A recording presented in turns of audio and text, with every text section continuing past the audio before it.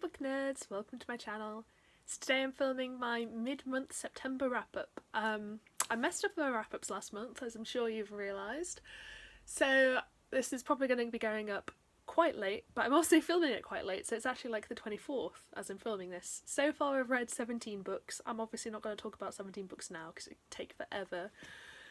But yeah, I'm moving house and basically changing my entire life, which is my excuse for everything being a bit of a mess. But yeah, let's talk about some books I've read this month so far. So the first book I read is Full Throttle by Jo Hill.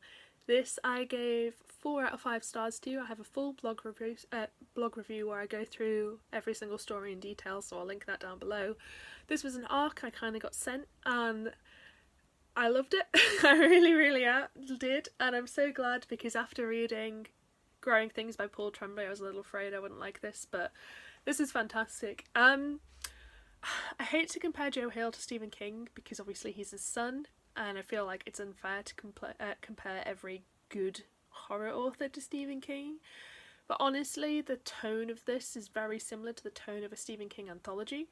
So while Jo Hill is his own writer and he brings his own stuff to the table, I think if you do enjoy Stephen King anthologies you will love this. There's a good mix of stories. There weren't really any that I didn't like, and there were some that I really liked. And yeah, I would just definitely recommend it. It's a perfect October autumnal read. Some of the stories I really liked. There was one actually in my review that I didn't rate too highly called Wolverton Station, and I just can't stop thinking about that story. So yeah, it's about a guy who's on the train and he goes through Wolverton Station and it takes a surreal turn. And yeah, I love that story. It's really creative. It wasn't my favourite one. There's ones I like a lot better that I can't remember too well now. But yeah, that was really enjoyable and I'm very glad I got this anthology. The next book I read as part of Scooby-Doo-a-thon. Scooby-Doo-a-thon was a massive fail for me, and I just didn't have the ability. I set myself like the easiest TBR ever and I still just didn't read it within the week. But I did read the books and I did enjoy watching other people taking part in it, so it just didn't work for me. But I read Reflection by Elizabeth Lim. This was hard to rate. I don't think I've rated this yet. Probably like 3.5 stars out of 5. This is one of the Disney Twisted Tales, which if you don't know, they are essentially almost fanfic versions of Disney movies. So they take the story and they change a little detail and they write, what if this happened? This is the only one by this author. She's a proper young adult author, and I've been told by my friend who's read all of the books so far that this is by far the best one. So I actually really enjoyed this. This starts at the scene of Mulan where they're attacking the Huns on that snowy mountain, and Shang gets fatally wounded and dies, so Mulan has to travel with Shan's guardian into the underworld to get Shang back. It was just really interesting. It felt very much like the tone of the movie. I could believe that this is something that could have happened in the Mulan story, as weird as it sounds from the premise. It was really enjoyable, pretty well written, and I am planning on reading more of the Twisted Tales. I feel like they're going to get more and more insane because my friend has told me they're more and more insane, particularly the Beauty and the Beast one, which I think I'm going to read next. But yeah, this wasn't bad at all. This was surprisingly enjoyable. The next 2 books I read were both by Cann, and they were In the Deep End and Sink or Swim. I really like these covers. I wish my first one matched these, but it doesn't. This I talked about last month. This is a young adult series written like 90s, early 2000s, about this teenage girl who meets and falls for this guy named Art, and he's her first serious relationship and she falls in love with him, and it's about her sexual awakening and her first real relationship and the kind of ramifications of that.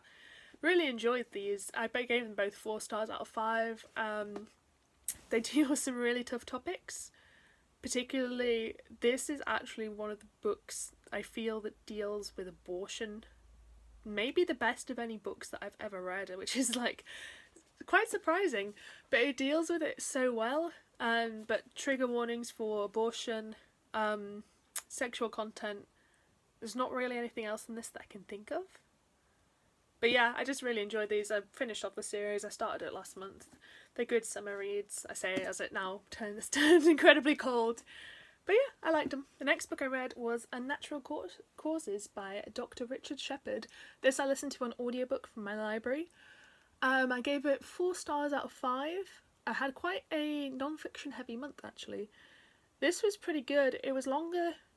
It felt longer to listen to. I don't think it's actually that long, but parts of it not necessarily dragged. But it felt like there was a lot of it, and I don't know if that's because it had short chapters as an audiobook, so it felt like the numbers were getting really high. This is narrated pretty well. It's narrated by him. It's mostly about his career as a forensic pathologist.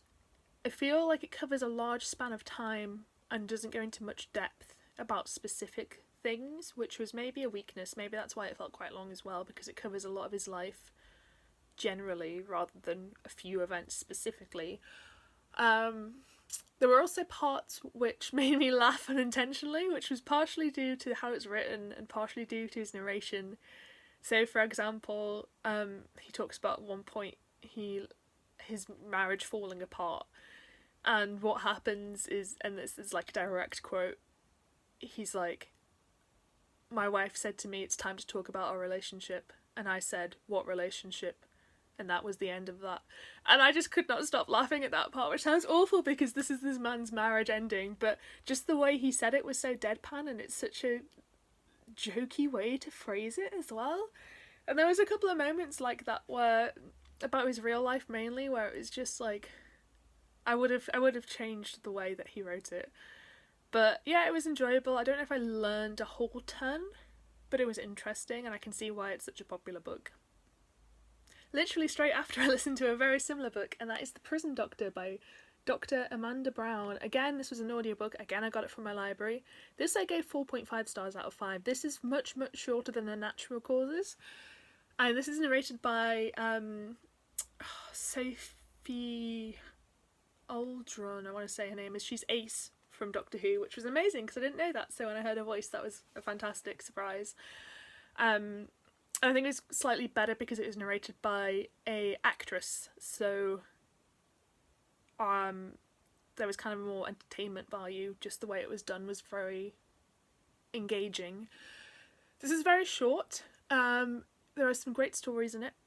It covers a short period and quite a lot of detail, so it's kind of the polar opposite of Unnatural Causes, and I did prefer the way it was narrated and the things it chose to focus on. I think there's a great deal of a naivety present in this, which isn't necessarily a bad thing, but I found it interesting. Yeah, I can't really say a lot more than that. I really liked it. I would recommend it if you can get a hold of it. Again, it's one of those books that's blowing up at the moment because everyone wants to listen to it, but yeah, it's worth listening to. The next book I read was another arc, and that is Confessions of a Bookseller by Shaun Bythell. This I gave 3.5 out of 5 stars. And this is non-fiction. This is about this man's life, running this antique bookstore. And I almost DNF'd this immediately. So I didn't realise this is a sequel. This is apparently a sequel to a really famous book that I never heard of before. And it's literally just this man's diary entries, which, had I known that, I probably wouldn't have requested it, because I thought it would be written more in a case of themed anecdotes lumped together with different headings, and it wasn't. Again, I've got a blog post review for this, which I'll link down below. My main problem with this is that you don't get any introduction, so you will have to have read the first one or be okay with being lost for several pages. So this is why I almost immediately stopped reading it, because nothing is explained, because it's this man's diary, but he makes no attempt to make it readable to people who haven't read his first one, where I presume he does explain things. I hope so, anyway. So there's lots of mentions of people and things that you have no context for, which, you could say is my fault for not reading the first one, but it was still a bit jarring. I still feel like this book should be accessible, particularly because it's a non-fiction book, and with those, people are more likely to pick up ones because it's not like it's a story that's being continued, it's just this guy's life.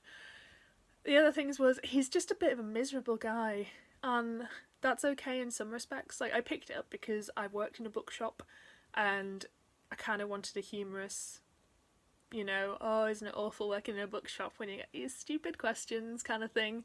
And there is that, but it's kind of more mean-spirited than I hoped for. And he's just kind of a bit grumpy, and there's a lot to do about his life that isn't to do with the bookshop, that is just kind of in the book, that I guess you're more interested in if you're more interested in people's day-to-day lives. The reason I did rate this 3.5 though is because I actually found it really weirdly comforting to read. I got quite into it.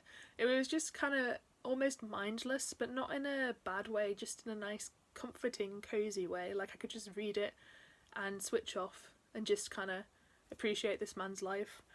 And yeah, it's weird. I think it'd be a good Christmas book. It's like a good book to read on Christmas Day when you're kind of doing other things. You don't need to pay too close attention to it, but you just want to get some time to yourself. Yeah, I guess if it sounds like something you'd be interested in, then you should check it out. The next books I'm going to talk about altogether, and you'll see why, and it is the Selection series by Kiera. So I listened to, on a whim, The Selection, which is the first one, because they had that on audiobook from my library. I've read these before and I kind of really wanted to listen to it as an audiobook, and I've kind of been thinking about rereading them anyway. I then read the second one and the third one, and that's kind of the first trilogy. And then there's a duology about characters. And I've read the first one but not the second one yet, so I'm only going to talk about the first three in this video, and I'll talk about the others in my wrap-up. But this is about this girl, America Singer, and she enters this contest to marry a prince, and there's like 35 girls that are picked at random for this contest, and they go live in the palace and basically try to win the prince over. This gets a lot of flack as a series, but all I can say is that if you don't like the sound of that premise, then don't read it. These are so, like, comforting books. I really enjoy them because they're in very little stakes. It's kind of all fluffy. One thing I will say is that they just end kind of randomly, and there's not really cliffhangers or anything, but you need to buy all three of them and read all three of them to get an actual story, which is a negative thing, but I can overlook that. These are like fluff, and they're comforting, and they're kind of great, and they're kind of cheesy, but not too cheesy. And I just really enjoy them, and I don't really have much else to say about them. I really liked the audiobook, actually. I wish my library had the other two audiobooks, because I would have preferred to listen to them all as audiobook. But yeah, it's just a nice comfort read. If you want a nice fluffy romance series, then check these out. They tried to make them a bit more dystopian in parts, and it's just like, no, we just want the nice romance, really. And the final book I'm going to talk about is The Long Way to a Small Angry Planet by Becky Chambers. Again, I don't know what to rate this. I read this as part of a book club that I'm part of with real life people in my life, and it was picked by one of them. My partner's really into the series. Most of the people in the book club are actually quite into the series. I listened to it partially as an audiobook and partially I physically read it. And I do like it, don't get me wrong. I'm not a sci-fi person, I don't like space science fiction. I find I switch off a bit when it comes to the world building aspects of that. This had absolutely fantastic characters. I really, really liked most of the characters. It does have a plot.